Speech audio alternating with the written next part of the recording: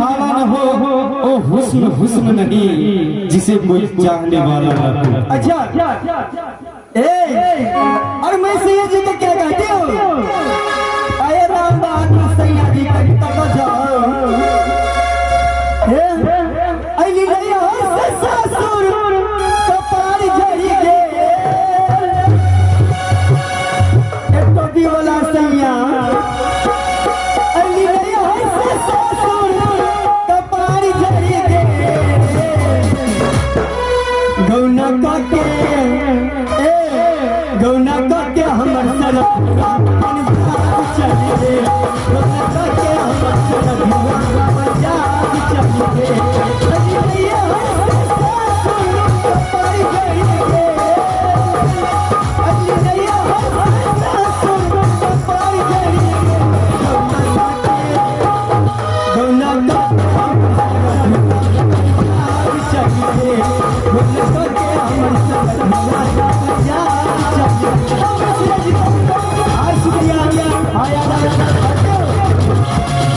और क्या कहते हो?